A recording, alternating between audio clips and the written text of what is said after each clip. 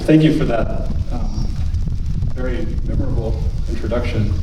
I try not to normally put people to sleep with my talks, but I'm glad to see that the organizers have brought a rooster along today, just in case anyone falls asleep. We'll deploy the rooster to wake you up. So thank you all for coming. My name is James Williams, and it's wonderful to be back in Spain. I want to thank Innovim for the invitation to come today, and something we were talking about several months ago, and trying to make work with all the COVID restrictions, but weren't quite able to. Spain is a very special place for me, in part because it was the first country in Europe I ever visited as an American. But today it's special again, because this is the first talk I've given in person since the COVID pandemic that has essentially defined life for most people on our planet for the last year and a half, 2 years. And so it's very meaningful to me today that you've come, and it's probably the first event that many of you have been to. So thank you for coming again, and thank you for your attention.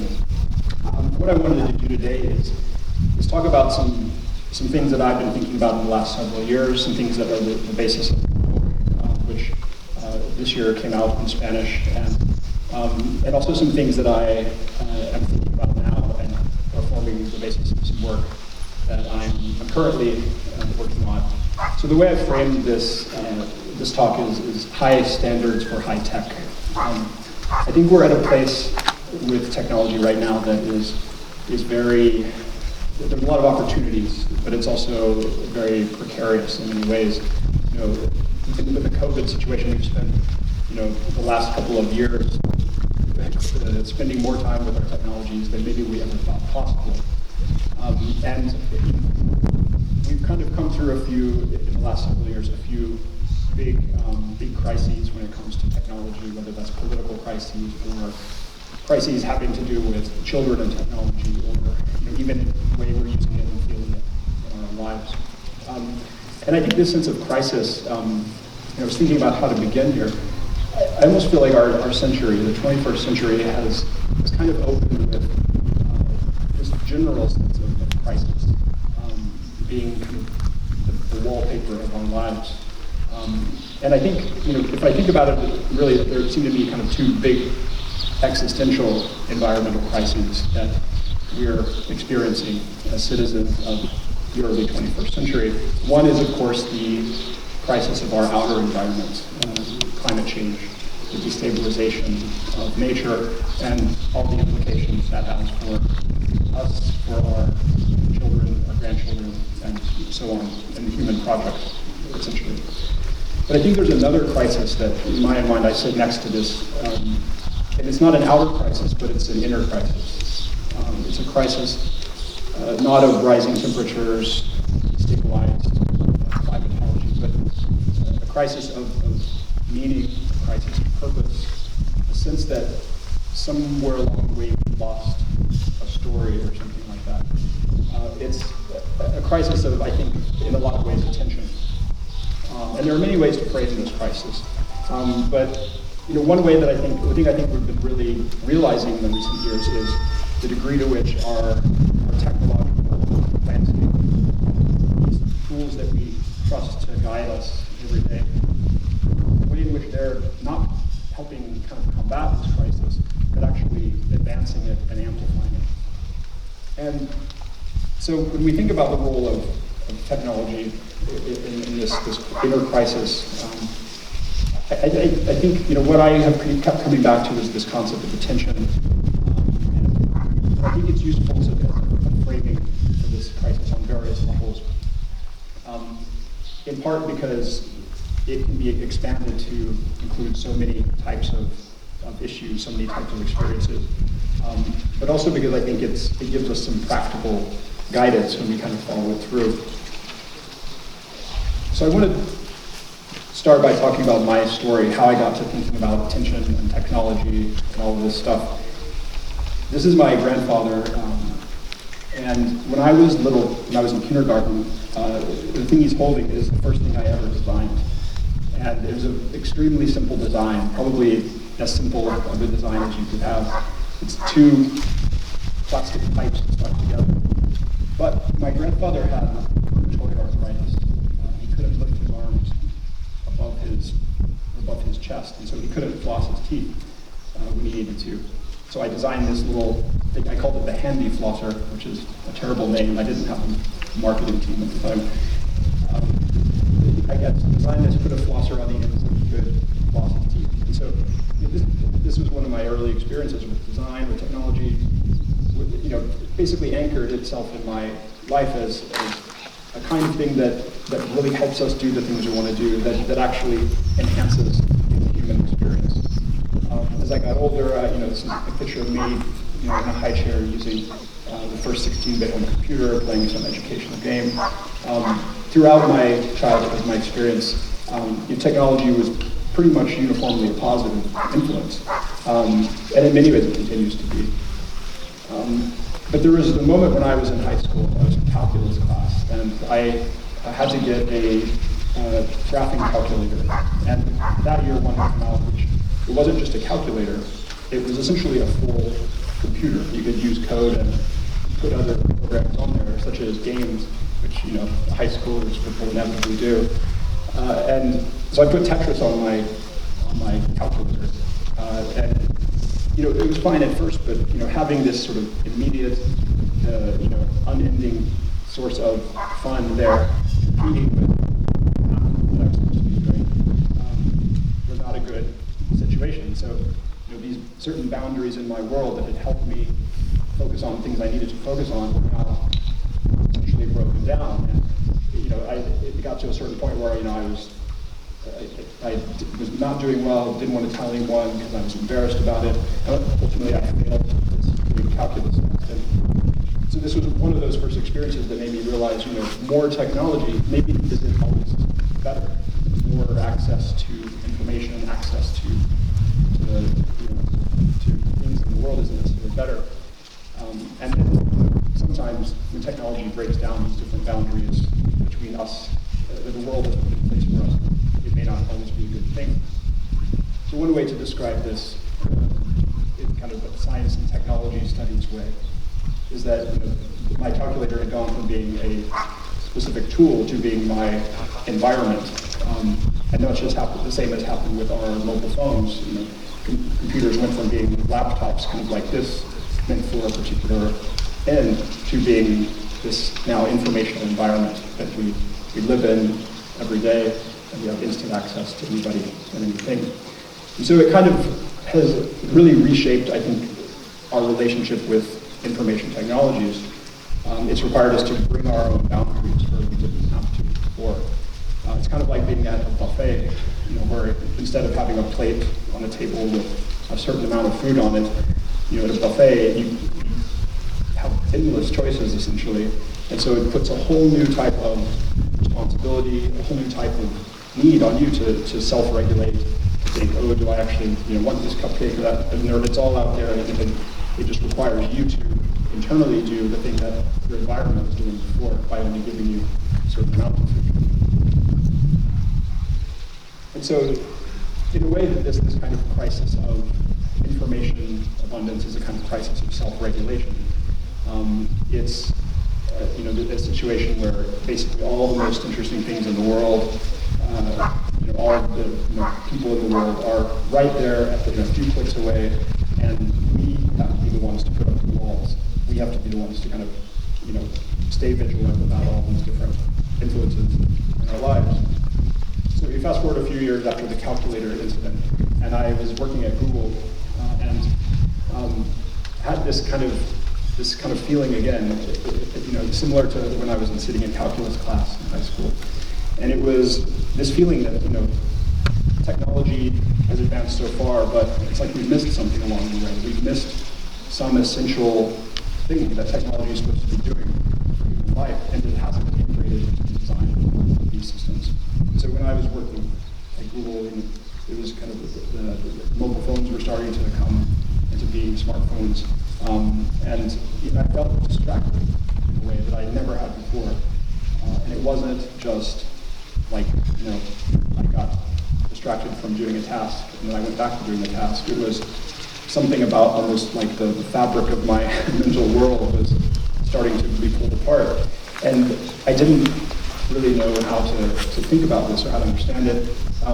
I saw a kid at a fair recently with a shirt on with this phrase. It said, "My brain has too many tabs open." I think that's a good way to put the way it feels, just to have all of these tasks waiting for us, endless tasks, endless information, endless people to compare ourselves to. It can be overwhelming on a really existential level. So in Brave New World, we visited Aldous Huxley. He wrote that the defenders of freedom in his time had failed to take into account man's almost infinite appetite for distractions. And I felt like we were making the same mistake. These very well-intentioned people at these soon-to-be behemoth companies were not taking into account something fundamental and essential about attention. So this is what led me to go to Oxford, actually to the college where Huxley studied, and spend several years researching these topics. And I think what I came away with really validated, I think, this focus on attention as an organizing principle, but also I think helped me realize the degree to which this is a bigger problem than even I had imagined, and I think deserves to be seen as one of the two great crises of our time. So there's so much to talk about in this space. Attention, technology, it really could relate to any aspect of human life. So what I'll talk about a few kind of core aspects of my thinking area here. I think one big realization, one big kind of point that is, I think, not taken into account enough at all by in the conversations about technology, whether that's the design or the regulation or whatever, is this kind of epiphany that Herbert Simon had in the 1970s. And he made the point that when information becomes abundant, attention becomes the scarce resource. So throughout history, information has been the scarce thing. You can stand on the street corner and start preaching, and people probably stop and listen to you. Information was the thing that you had to take time to seek out. Whereas now, there's kind of information that's and what that means is that all of the systems in human life, all of the processes, whether that's news or advertising or cataloging systems for information, they all assume information scarcity, whereas now we're in a situation of information abundance. But so now attention is the scarce thing, and it's kind of like that flip of going from the defined plate of food to the buffet. I mean, now it's like a buffet that is basically the size of the world and includes everything in the world. And I think that comparison with food is an interesting one, because our desire to seek out information is useful and has been useful historically. In the same way that if you think about food, our caloric retention, how many calories we retain, was really useful when you had to really go search for food and it was very scarce. But now in an era of buffets, McDonald's, lazy boy recliners, Ben and Jerry's, that retaining more calories is actually a liability.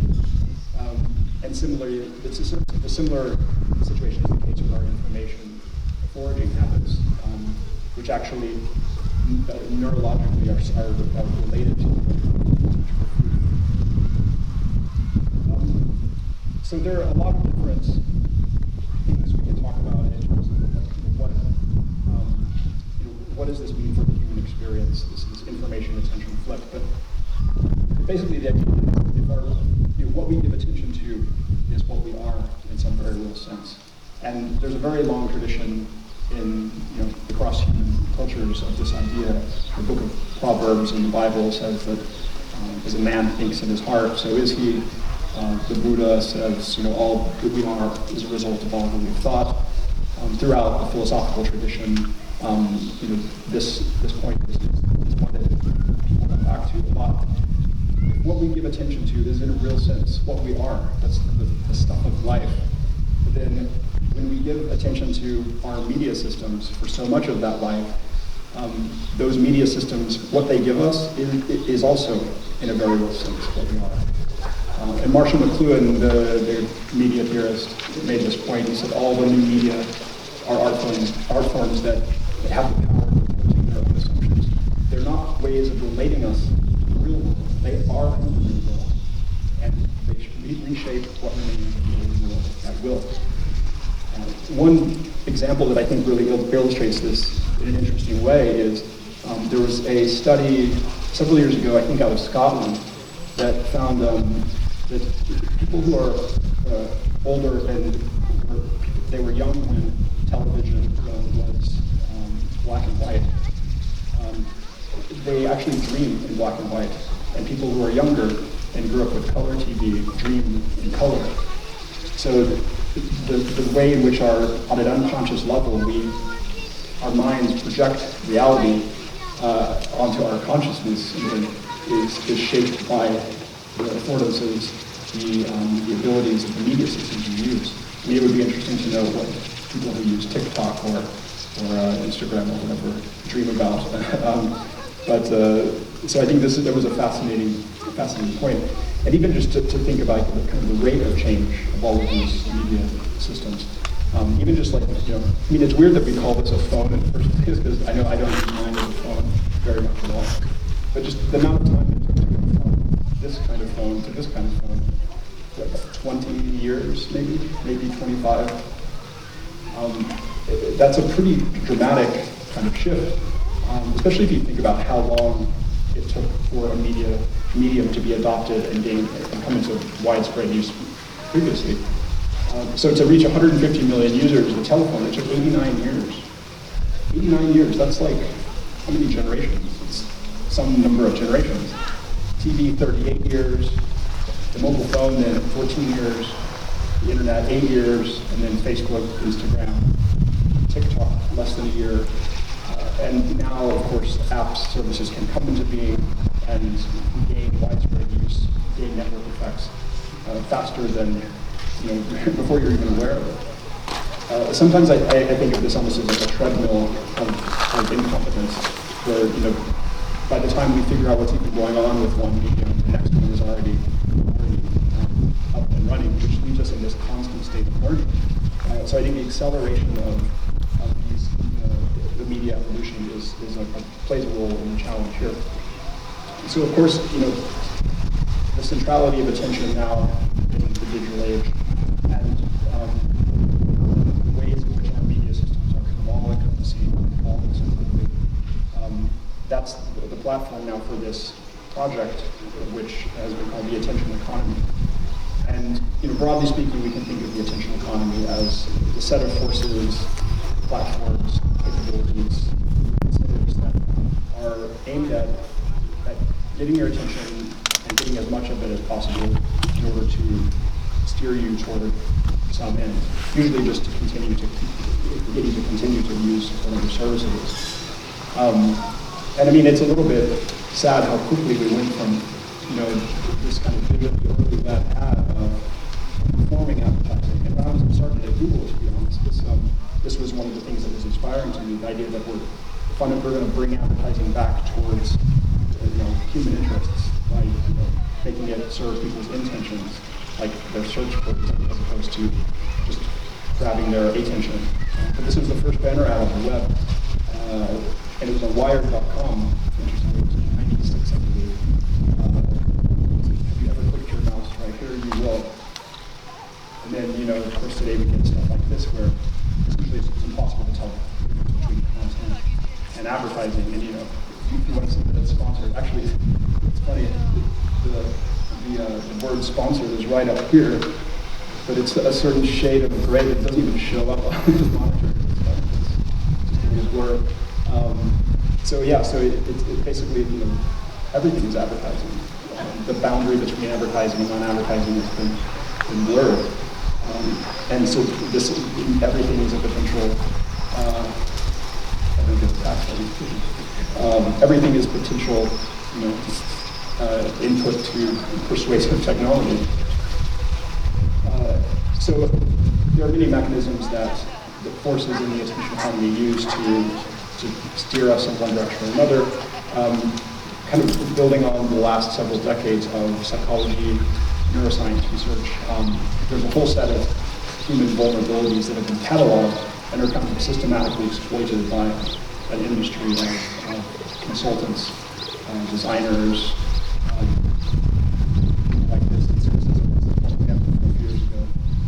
Just the cognitive bias codex, a list of different vulnerabilities.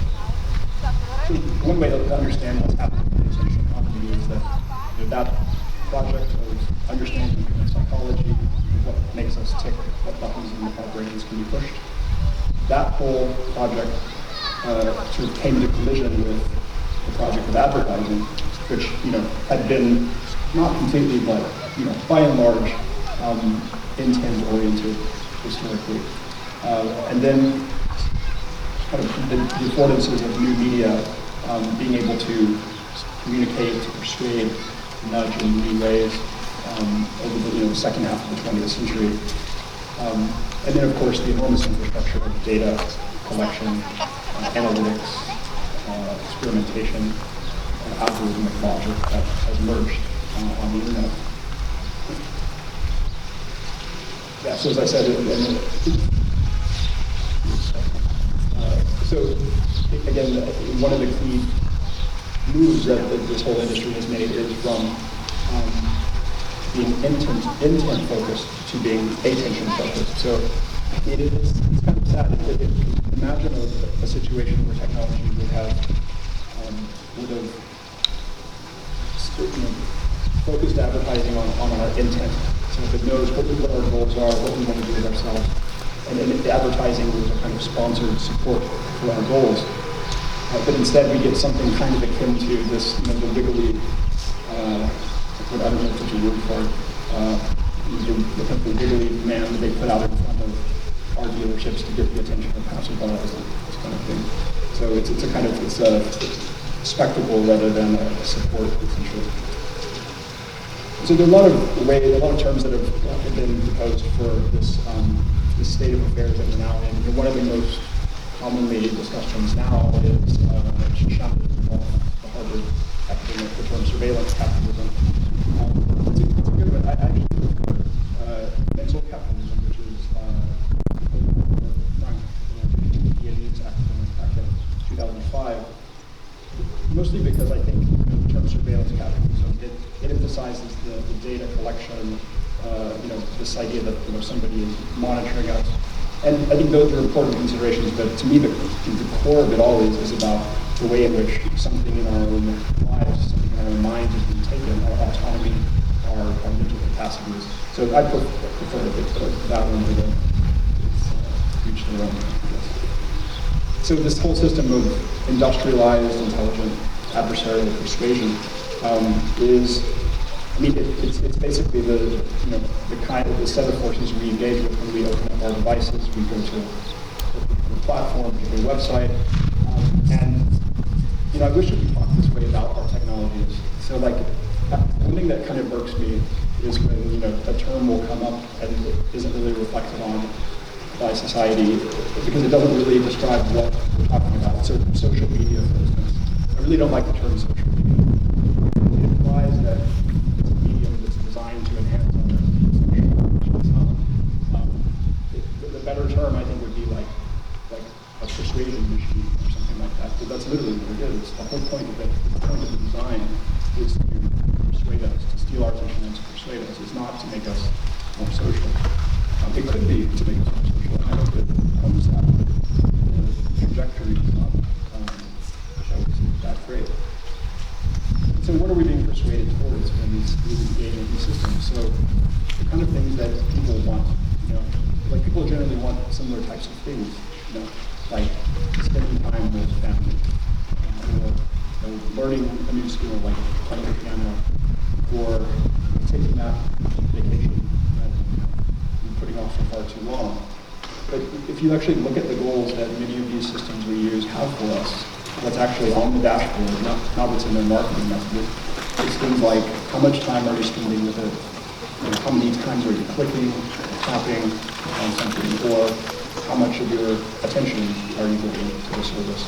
And I've given a number of talks on this. I've never once met anyone who has these kinds of goals for themselves. Like nobody says, wakes up and says, how much time can I spend on Facebook every day, or how many times can I click on that punch the monkey ad, or whatever. So these are the real human goals, these kinds of things. But these are the goals, like from the point of view of these technological systems, this is what success looks like for us. And so there's just a complete, utter disconnect, I think, between these our goals as they exist and the goals as they're viewed by these systems. And it's been somewhat heartening in the last few years. Since I started working on this stuff, I think society has been realizing ways in which the attention economy kind of frustrates, human projects in the area of, social relations, ways in which it can make us more narcissistic, more status-oriented. Everything we do being a competition in some way for others, against others. In the world of politics, and how certain buttons can be pushed that stoke fires that are not aligned with the values of democracy and justice and so on. Ways in which algorithmic logic can be behind the scenes, but be making profoundly important decisions about our lives and the lives of society. And then ways in which the mob rule, outrage, kind of the democratic impulse can frustrate and complicate the project of justice. And so one of the core things that I think is important to think about with this, and it's one of the reasons that I think attention can be a very useful frame for all of these kinds of issues, is the way in which it can be deepened. And this is one of the things I was trying to do with my book, is to kind of deepen this notion of attention as it's talked about in the context of technology. So when we talk about attention, we normally talk about what's known as the spotlight. It's the way that we manage our awareness within the task domain.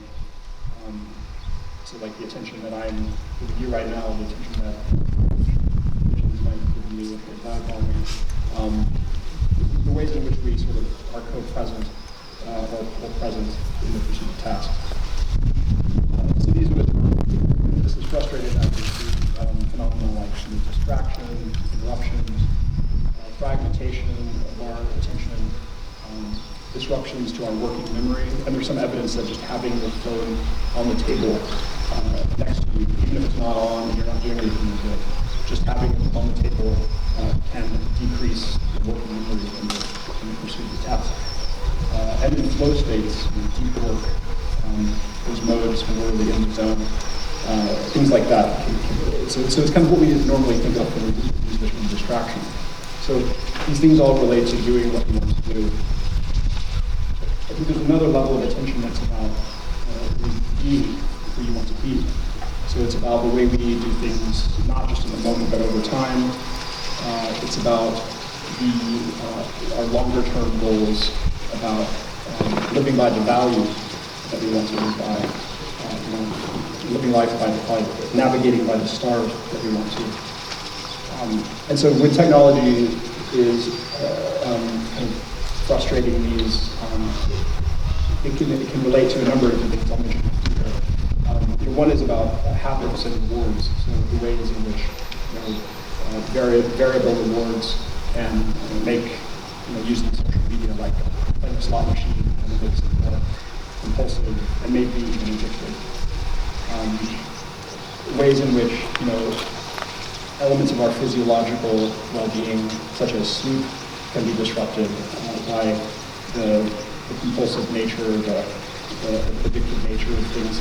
In fact, the CEO of Netflix said a few years ago that he said explicitly sleep was one of their competitors in addition to YouTube and Snapchat, which is very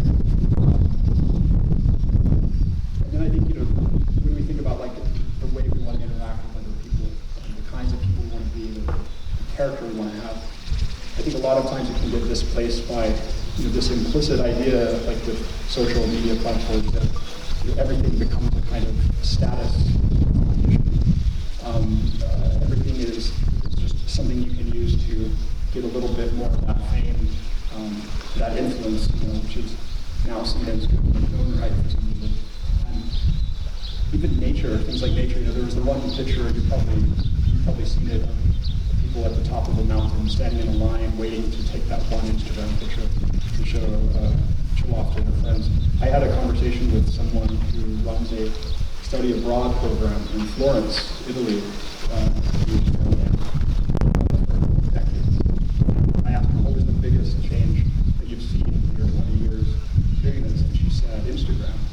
Because before, people would come to Italy because they wanted to learn the language, engage the culture. But now, basically they come because they want one or two specific Instagram shots that the people in the year before them had. So it's a kind of keeping up with the Joneses, almost robotic level. And so, it's Shakespeare is all, said all the world's a stage. I mean, this is kind of a depressing extension of that. So beyond just doing what you want to do, being who you want to be, this third level that I kind of sometimes call like the daylight of attention is really about wanting what you want to want. So it's not just about pursuing tasks or pursuing values or longer term goals, but it's about a set of capacities that actually help you define what you want to do. And those fundamental things that enable us to do all of these other things in the first place. And so that includes things like reflection or metacognition, so thinking about the way we think, talking about the way we talk.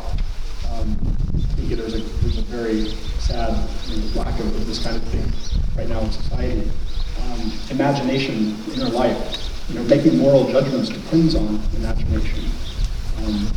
Not just hypothetical, like trolley scenarios, but just even imagining what another person is feeling. How can you do unto others as we want them to do unto us if we can't imagine how they want us to do them? So this kind of inner life that was the print media was pretty good at fostering, I think, is certainly being kind of shallowed out by a lot of these forces. Things like anxiety, like level anxiety. I don't know if you've seen the statistics, but it's through the roof. I mean, especially in the U.S. But by all material accounts, we should not be that anxious. We have better health and better systems. I mean, there's things are not for everybody in the world, of course, but in many cases, things are much better than they were a couple of years ago. But the level of anxiety is through the roof. I mean, there was a statistic.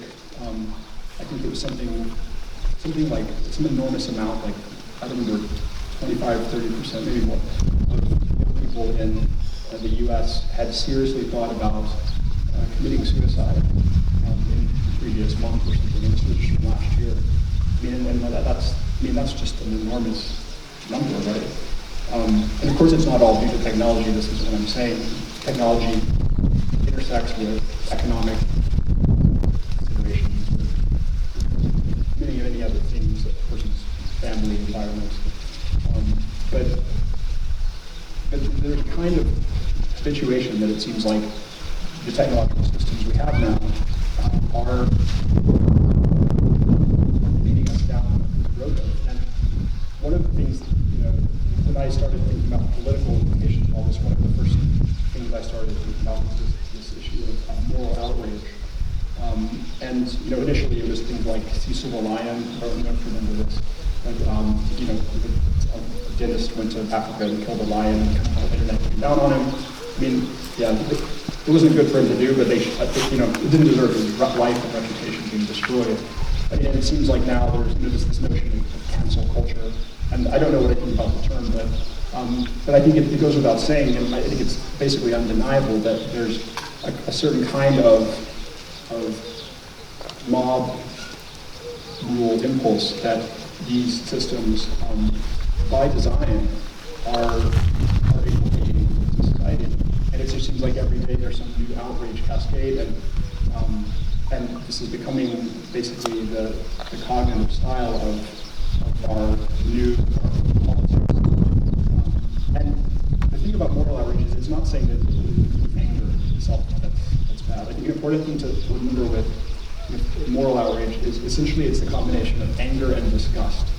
So anger is good, it can be really good. It can bring injustices to light. It can get attention for things that sorely deserve attention. But the problem with adding disgust is that it creates a kind of moral othering of the thing that is the object of moral outrage. And when it turns into a kind of moral crusade, then the goal essentially becomes not true justice, but symbolic justice, or like kind of reputation of destroying somebody, symbolically killing them. And I think this is kind of what that idea of the cancel culture is getting at. So essentially there is a way in which anger it can lead us towards justice, but it's not good. These systems don't then help us turn the corner after that anger is expressed, and help us come to a kind of reconciliation, a very measured accountability. So as with the Arab Spring, or many other kind of situations like digital media, social media, it's very good at helping us tear things down. It's not really good at helping us put things back together to find the constructive second half of these processes. So this is a little bit jargony, a bit verbose on this slide, but I thought I'd put it in just because it kind of lays out these things a little bit easier. So we could kind of think in the same way if there are three types of attention, there are three types of distraction. You could think of like a functional distraction, which inhibits you from doing what you want to do, existential distraction, which inhibits being who you want to be, and epistemic distraction, which inhibits wanting what you want to want, which could include all sorts of other things like knowing or relating to others. So it roughly aligns with what I discussed in the book if you've read it. So going back to the beginning, I'm still very pro-technology. I still think that there's enormous potential for technology to enhance the human experience. But the state of affairs that we've inherited, I think to me is just completely unacceptable. As Aristotle said in Politics, it's disgraceful to be unable to use our good things. And I made this the epigraph of my book because I think it embodies a certain kind of, I guess you could say, love-hate relationship with technology that I have at the moment. I love what it has the potential of doing for us, but I'm coming to hate more and more the ways in which it's aimed at steering our lives towards things that we don't want, that we wouldn't endorse, and which, so the title of the book in English, it's called Stand Out of Our Life, so it relates to a famous story from Greek philosophy, but actually I really like the title, Lix contra la humanidad. I really think that's a great ultimate title for it, because I do think that, and I don't think it's hyperbole, I do think they're crimes against humanity. I think it's an undermining of the very core of what makes us human in a systematic way, merely for the benefit of others, and it could be so much different. And so this is what kind of that impulse that led me to study all this stuff, to write the book, and so one metaphor that I think wraps a lot of this up is this metaphor of like a GPS. So, technology ought to be helping us do the stuff we want to do. It ought to be kind of like a GPS for our lives, right? Telling us, okay, turn here, go straight here, and get us to our destination in the way we want to, whether that's the most efficiently, taking the scenic route, or whatever. But imagine if a GPS took you to a completely different destination than where you wanted to go, or even a different city or country. You would never continue to use that GPS. You would never say, well, people are buying it, people must want it. But we would throw it out the window of the cars. There would be hearings on why there was this deceptive, manipulative navigation system being designed. And there would probably be laws passed to make sure that, it wasn't, deceiving people in the same way again.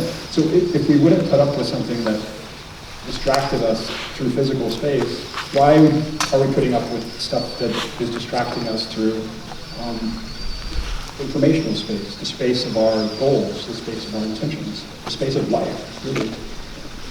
You know, when we have standards for all these other types of media, you know, for GPS, we have a set of standards to get you where you want to go, the way you want to go. For printed media, we have the standard of literature. You know, ways in which we expect it to hold us to carry us to new heights, transcendent standards. You know, in art, in medicine, we have well-being, we have Hippocratic oath, very clear sets of standards. For things like social media, digital media, there's nothing like this. And so, you know, I've styled this talk, the title is kind of high standards for high tech. And so this is the portion of the stuff that I'm continuing to work on, and so it's being collaborated. And so I'll just be able to give a few pieces of it here. So higher standards.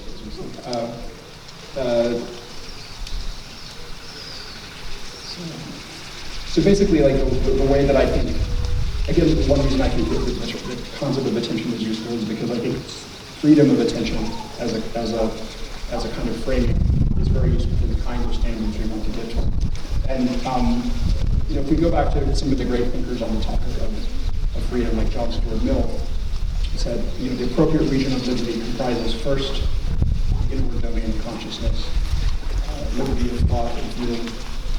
This principle requires liberty of tastes and pursuits, training and plan of our life, pursuit of our character. And this is back in 1859. I mean, it sounds to me like something kind of like the start of a concept of freedom of attention. And so what I want to talk about here is just, you know, there are many things that we could put under this umbrella of freedom of attention. But three that I've been thinking about a little bit lately are kind of these issues of well-being, for one, and then cognitive complexity, second, and then awe and wonder as the third one. And again, these are only three of many, but there are three that I thought it might be interesting to mention today. So firstly, well-being. So well-being is a kind of standard in health and psychology, but then also in sort of, you know, moral philosophy generally.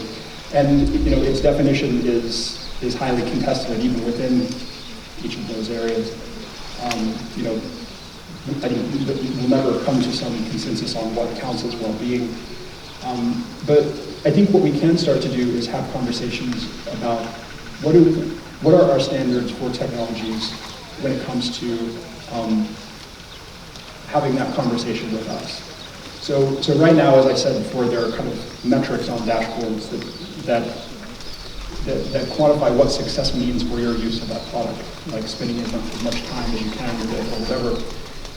So why not require the companies make that transparent and then say, you know, if their marketing messages are saying, you know, we want to enhance community, we want to enhance some other great thing, I think our response ought to be, okay, prove it. Show us the dashboards, show us the metrics, and then let's have a conversation about them. This is something that, you know, more than a lot of other kinds of regulation, I think I would really love to see in place, because then we can start to say, you know, even if a different person or group or country or culture had a different way that they wanted to frame what counts as well-being, there would at least be a space to have that kind of conversation. Because right now, basically, from the point of view of these systems, well-being for everybody is the attention metrics that I mentioned before. So there's the metrics, the goals that they have for us. I think another piece of it is avoiding this kind of putting responsibility back on the user. So where well-being has been talked about in recent years in the context of these tech platforms is in these kind of tokenistic additions to phones, like screen time on Apple phones and like digital well-being on Android. And it's this idea that if you give people, just put the responsibility back on users to throttle their own use of these products, and we'll show them how much time they're spending, and then it's up to them to, this is not armies of PhD engineers and designers. But I don't think that that's really an appropriate. I think it's a parody of the idea. It's not even a parody of the idea of well-being. It's a kind of, it's a cynical misuse of it, I think. So I think really having some kind of requirement about what those contexts of the discussion of well-being are, about what those should be doing for users, and even what can reasonably be called well-being by the part of these companies. And so there are many other things to say on the well-being front. I think another big piece of it is autonomy, which can be its own category here. But essentially, at the end of the day, I think well-being is an umbrella term that encompasses a lot of this stuff. So another kind of high standard I think that would be really useful is this idea of cognitive complexity. So one response that is often leveled at kind of criticisms of the attention economy is that you're just a Luddite, you just want to go back to the way things used to be, you're just against technological change. And I think it's often said a lot in the context of when people say, well, reading helped us think in certain ways, it helped us think deeply, it helped us think linearly. People kind of assume that there's a desire to go back to print media. But I think that what's actually needed is to take the elements of print media that were very useful for the kinds of people you want to be, for the kinds of societies you want to have, and carry that forward. And so I think that the way to carry that forward, it seems to me, or one way, is by this concept of cognitive complexity. And so that would be, like when a technology, helps us think in a deeper way, or at a more sophisticated level of abstraction, or kind of have more complex explanations for things, versus simplifying things down, making things short and simple. That then there's a benefit in sort of artificially increasing the cognitive complexity that the technology kind of puts in place. So this is kind of it doesn't mean we should all learn math. That's not the science. But so basically, what this would mean is, I think, a project of systematically looking at print media, what it does to human psychology, the human thinking, and then looking at those elements that are really valuable for the kinds of lives we want to live, and then identifying media dynamics in digital media that actually enhance those things.